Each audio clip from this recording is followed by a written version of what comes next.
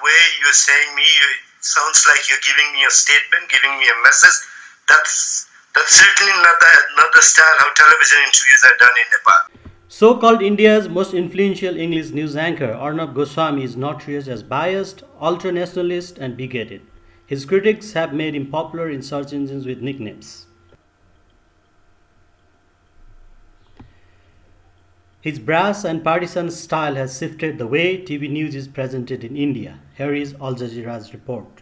Over the past decade, Indians have witnessed the rise of a new breed of news anchor: brash, aggressive, unapologetically nationalistic.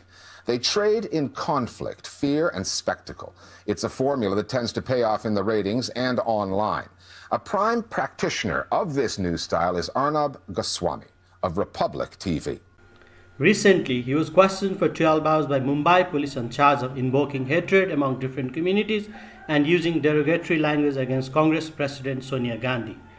Arnab had launched a full-blown attack on Gandhi and claimed that she had orchestrated the vulgar lynching in Maharashtra. Arnab is blamed for giving his statements rather than questioning and moderating between the interviewees and declaring his judgment on the issue without validation. He does it again with the reputed Nepalese politician Dr Minendra Rijal and learns his lesson. Asking you, Mr. Rijal. Yes. That you must understand, and I don't want to be giving gratuitous advice to you, maybe General Bakshi can debate this with you better, but China is nobody's friend. China is alone in the world now. In the world community, China is alone. You are also very aware that this sudden interest in Indian territory, it's laughable. You are, of course, an important nation, but if you think you're squaring off with India on border issues, you should be dreaming. It's never going to happen. We're not going to talk to you about it.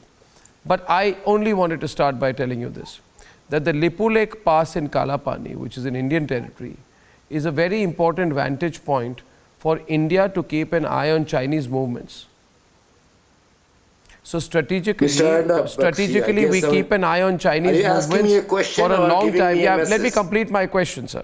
My question is, okay. China, I believe that you are just being egged on by China. China is using you because Lipulake Pass in Kalapani is an important strategic point for India to keep an eye on Chinese movements, right, for a long time, for more than 40, 50 years, right? You must not compromise the India-Nepal friendship just to give China a small strategic advantage. Also, personally, I am of the view that it makes Nepal look like a, what you call a rentier state of China. You need not take Chinese foreign policy as your own interests, and you should not aggravate the situation with India. Now, you are free to make your point. Yes, go ahead, sir. First of all, I mean, the way you're saying me, it sounds like you're giving me a statement, giving me a message. That's certainly not the style how television interviews are done in Nepal. First of all, I mean, if you ask me where Nepal stands, what are the facts, how we think this should be resolved, and then I'll be able to answer that question. I very strongly would like to put this fact that the border issue is an outstanding issue. India is committed to resolve this through bilateral means, diplomatic means. This is precisely what your government has said. I mean, when we sent a note that Kalapani, Limpiyadhura and Lipulake in the western bank of Mahakali River belongs to Nepal. King Minendra allowed Indian army to use 18 strategic points in Nepal during the Indo-China War. While they retreated from the 17 posts, Kalapani is still occupied despite several notes from Nepal government.